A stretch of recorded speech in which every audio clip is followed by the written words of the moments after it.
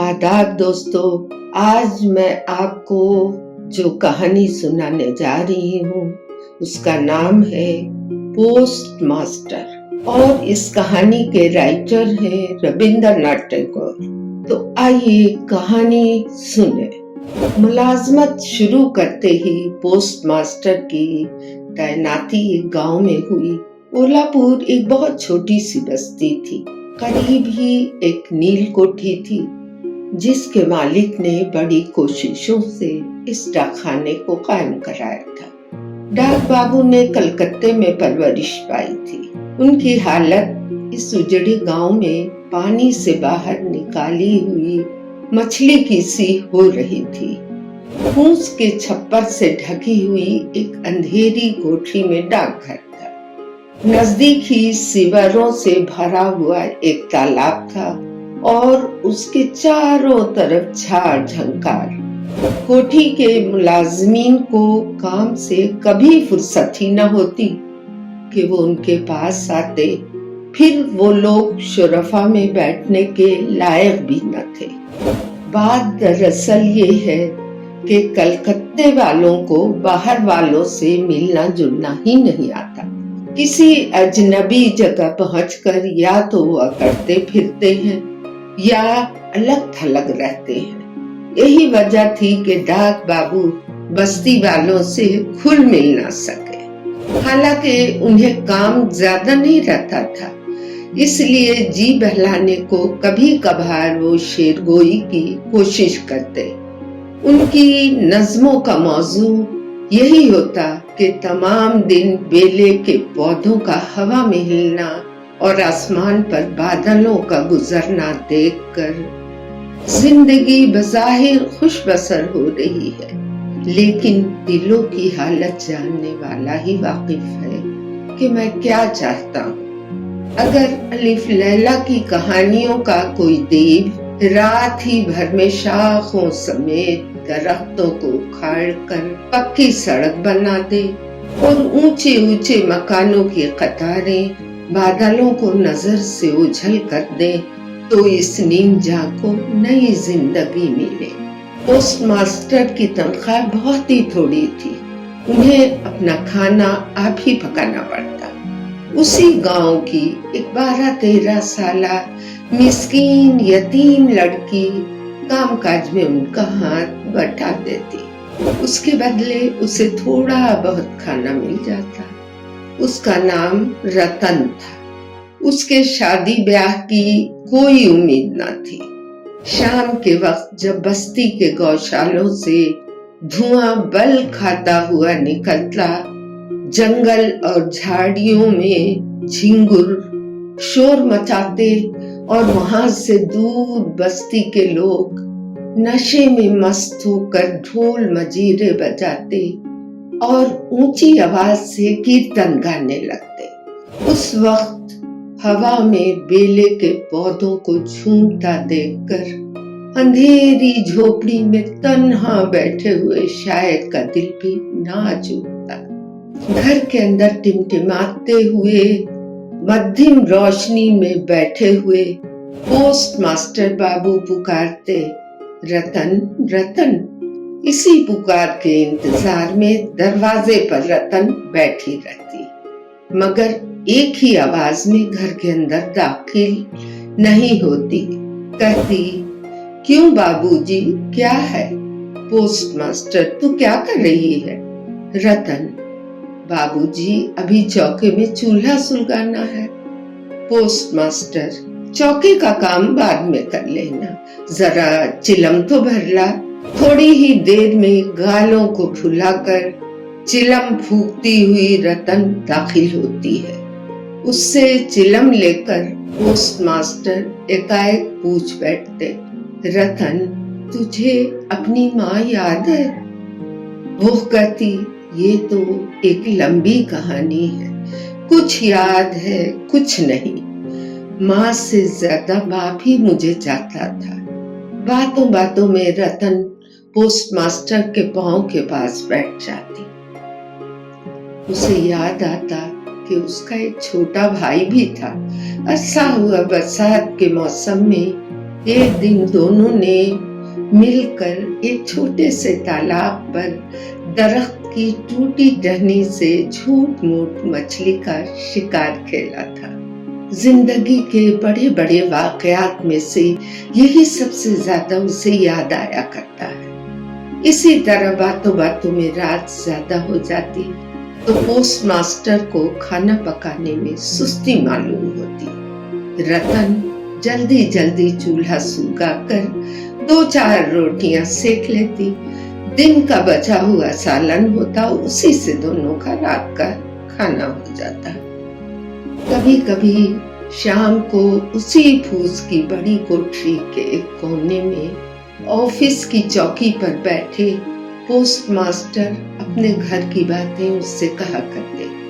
छोटे भाई, माँ और बड़ी बहन की बातें, घर से दूर तन्हाई में जिनकी याद दिल को सताया करती उनकी बातें, दिल में जो बातें अक्सर आया करती और जिन्हें नील कोठी के अमला वालों के सामने कहना किसी हालत में भी मुनासिब न था। वो बातें एक अनपढ़ छोटी लड़की से कह जाने में उन्हें कोई झिझक महसूस न होती।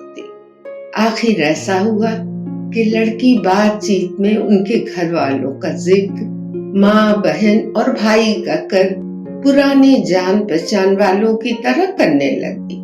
बरसात की एक दोपहर को जब आसमान साफ था और कुछ गर्मी लिए हुए हल्की हल्की हवा चल रही थी, धूप लगने पर भीगी हुई घास और पत्तियों से एक तरह की सौंधी खुशबू आ रही थी। मालूम हो रहा था कि थकी मांदी जमीन की गर्म सांस बदन पर लग रही है। कोई जिद्दी चिड़िया दरबारे कुदरत में दोपहर से दर्द भरी आवाज के साथ अपनी फरियाद की रट लगाए जा रही थी। उस वक्त पोस्टमास्टर का कोई मशगला न था। बारिश से धुले हुए खुशनुमा पौधों का हवा में झूमना और धूप में चमकते हुए पानी से खाली तह बतह बिखरे हुए सफेद बादलों का मंडलाना उस दिन वाकई देखने के काबिल था। पोस्टमास्टर ये समा देख रहे थे और दिल में सोच रहे थे, काश उस घड़ी कोई अपना अजीज नजदीक होता। एक निहायत मोहब्बत भरी प्यारी इंसानी मूरत। उन्हें मालूम हो रहा था कि उस दिन चिड़िया भी बार बार यही कह रही थी और दरख्तों के साए तले दोपहर के सन्नाटे में शाखों का भी यही करना था। न किसी को उसका यकीन आ सकता था, न किसी को उसका पता चल सकता था। लेकिन लंबी छुट्टियों के दिन दोपहर की खामोशी में एक छोटे से गांव के कम तनख्वाह पाने वाले पोस्टमास्टर के दिल में इस तरह के ख्यालात पैदा हुआ करते थे। पोस्टमास्टर ने लंबी सांस लेकर पुकारा, रतन रतन। रतन उस घड़ी अमरूद के पेड़ तले पैर फैलाए बैठी कच्चे अमरूद चबा रही थी। आका की आवाज सुनते ही झटपट दौड़ी और हाँफती हुई बोली, दादा तुमने पुकारा था? पोस्टमास्टर ने कहा, तुझे थोड़ा लिखना पढ़ना सिखाऊंगा। ये कहकर उसे ले बैठे और दोपहर का वक्त उसे इब्तदाई हुरूफ बताने में कट गया। इसी तरह थोड़े ही दिनों में रतन ने सब हरफों का सबक खत्म कर लिया। सावन के महीने में बारिश की कोई हद न थी। नदी नाले सब पानी से भर गए। रात दिन बारिश और मेंढकों की आवाजें सुनाई दे रही थी। गांव की सड़कों पे चलना करीब करीब बंद ही हो गया और लोग कश्तियों पर हाट जाने लगे। एक दिन सुबह ही से बदली छाई हुई थी और पोस्टमास्टर की शागिर्द बहुत देर से इंतजार कर रही थी। लेकिन दूसरे दिनों की तरह हस्बे मामूल बुलावा न आने पर خود ہی کتاب کاپی قلم دوات لیے دھیرے دھیرے اندر داخل ہو گئی۔ پوسٹ ماسٹر کو چارپائی پر لیٹا ہوا پایا، یہ سوچ کر کہ بابو جی آرام کر رہے ہیں۔ وہ دبے پاؤں گھر کے باہر الٹے پاؤں لوٹنے لگی۔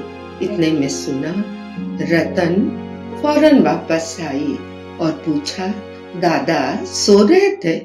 پوسٹ ماسٹر کراہتے ہوئے بولے، طبیعت ٹھیک نہیں ہے، ذرا دیکھ تو پیشانی پر ہاتھ رکھ کر۔ پردیس میں بارش کے دنوں میں ایک بالکل تنہا بیمار آدمی تیمارداری اور خبرگیری کی ضرورت محسوس کرتا ہے۔ اس کے تپتے ہوئے بدن پر کسی شفقت بھرے نازک ہاتھ کے آہستہ آہستہ پھیرے جانے کی یاد اسے ستاتی ہے۔ اس موقع پر پردیسی کے دل کی تمنا رائے گا نہ گئی۔ رتن اس وقت چھوٹی سی لڑکی نہ رہی، بلکہ اس نے ماں کی جگہ لے لی۔ ڈاکٹر بلایا، دوا پلائی، رات بھر سرہانے بیٹھی جاگتی رہی اور مریض کا کھانا بھی پکایا۔ بار بار پوچھتی، کیوں دادا، کہو طبیعت کچھ اچھی معلوم ہوتی ہے؟ بہت دنوں بعد پوسٹ ماسٹر کمزور جسم کے ساتھ بستر علالت کو چھوڑ کر اٹھے۔ دن میں ٹھان لی، بس اب یہاں نہیں رہوں گا، اب کسی طرح تبادلہ کرانا ہی ہوگا۔ یہاں کی آب و ہوا کی ناموافقت کا ذکر کر کے اسی وقت افسروں کے پاس تبدیلی کی درخواست کلکتہ روانہ کر دی۔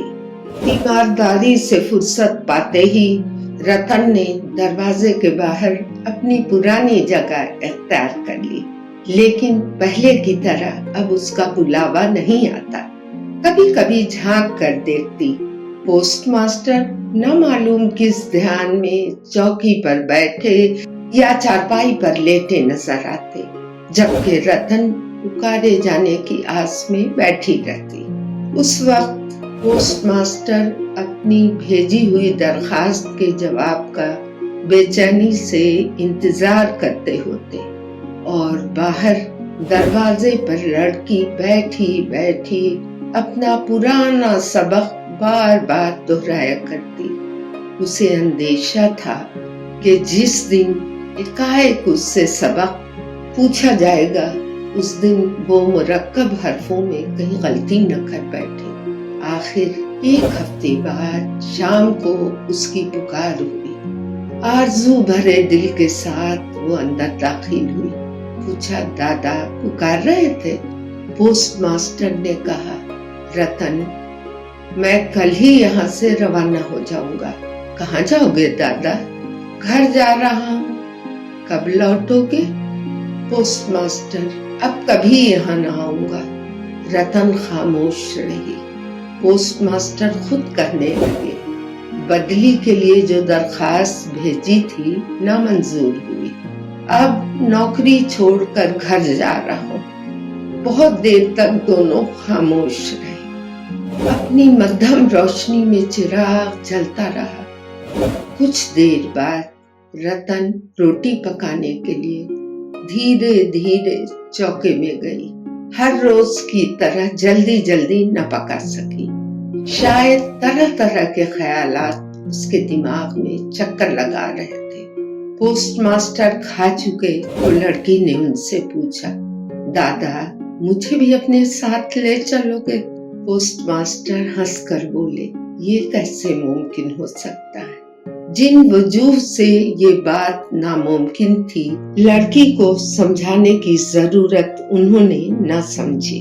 ساری رات سوتے جاگتے پوسٹ ماسٹر کی ہنستی ہوئی آواز، یہ کیسے ممکن ہو سکتا ہے، لڑکی کے کانوں میں گونجتی رہی۔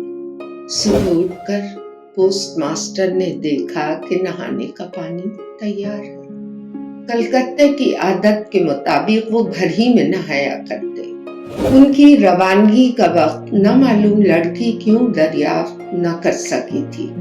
شاید صبح ہوتے ہی ضرورت ہو، اس خیال سے رتن रात ही को उनके नहाने का पानी नदी से ले आई थी। नहाना खत्म होते ही रतन की पुकार हुई। रतन चुपचाप घर में दाखिल हुई। क्या हुक्म हो, इस इंतजार में उसने आका की तरफ नजर उठाई। आका ने कहा, रतन, मेरी जगह पर जो साहिब आएंगे तुम्हारे बारे में अच्छी तरह उन्हें समझा कर जाऊंगा। वो मेरी ही तरह तुम्हारा ख्याल करेंगे। मैं जा रहा हूँ, इसकी कोई फिक्र न करना। इसमें कोई शक नहीं कि ये अल्फाज गहरी मोहब्बत और सच्ची हमदर्दी से भरे हुए दिल से निकले थे। लेकिन औरतों के दिल को कौन समझे। रतन ने बारहा अपने आका से खफगी की बातें सुकूत के साथ सुनी थी, लेकिन उनकी ये प्यार की बातें बर्दाश्त न कर सकी। एक बैग बिलबिलाकर रो पड़ी और कहा, नहीं नहीं, किसी से कुछ कहने की जरूरत नहीं। मैं किसी के पास रहना नहीं चाहती। पोस्टमास्टर रतन उसकी कैफियत से वाकिफ न थे। वो दंग रह गए। नए पोस्टमास्टर आ पहुंचे। उन्हें कुल चार्ज समझाकर पुराने पोस्टमास्टर जाने को तैयार हुए। जाते वक्त रतन को बुलाकर कहा, रतन, तुम्हें कभी कुछ दे न सका था, आज जाते वक्त कुछ दिए जा रहा हूँ। इससे चंद रोज आराम से गुजर जाएंगे। तनख्वाह के रुपए जो मिले थे उनमें खर्च राह रखकर बाकी रुपए जेब से निकाले और रतन को देने लगे। रतन उनके दोनों पांव पर गिरकर बोली, दादा, तुम्हारे पांव पकड़ती हूँ, मुझे कुछ देने की तकलीफ न करो, मेरे लिए कुछ भी फिक्र न करो। इतना कहकर वहां से वो भाग गई। पोस्टमास्टर ने ठंडी सांस ली। हाथ में कैनवस का बैग धीरे धीरे नाव की तरफ बढ़े। जब नाव पर सवार हुए और नाव खुल चुकी, बरसात की उबलती हुई नदी से जमीन के उमड़ते हुए आंसू चारों तरफ डबडबाने लगे। उस वक्त उन्हें बहुत ही दुख महसूस हुआ। एक मासूम लड़की की मखमूम सूरत एक पोशीदा और बेपाया दर्द दिल का इजहार करने लगी। एक मर्तबा जी चाहा कि लौट जाए और दुनिया की ठुकराई हुई उसी मिस्कीन लड़की को अपने साथ ले आए, मगर इस वक्त बादबान हवा के रुख पर था और धारा तेज चल रही थी। गांव को छोड़कर किश्ती नदी के किनारे शमशान तक जा चुकी थी। बहते दरिया में किश्ती पर सवार मुसाफिर के उदास दिल में एक ख्याल पैदा हुआ कि जिंदगी में ऐसी जुदाई अक्सर हुआ करती है, लौटने से क्या फायदा। दुनिया में कोई किसी का नहीं होता। लेकिन रतन के दिल में किसी तरह के ख्यालात पैदा न हुए। वो सिर्फ पोस्ट ऑफिस के चारों तरफ आंसू बहाती घूमती रहती। उसके दिल में ये उम्मीद थी कि शायद दादा वापस आ जाए। उसी उम्मीद पर वो किसी तरह वहां से दूर नहीं जा सकती थी। उफ रे इंसान की सादालूही, उसकी गलत फहमी, उसकी खुद फरेबी कभी उससे दूर नहीं होती। अक्ल की बात दिमाग में बड़ी देर में आती है। वो वाकयात का भी एतबार नहीं करता, जानबूझकर भी झूठी उम्मीदों को सीने से लगाए जाता है और आखिरकार एक दिन यही उम्मीदें उसका खूने जिगर चूस कर उसके रगो रेशों से जुदा होकर भाग खड़ी होती है।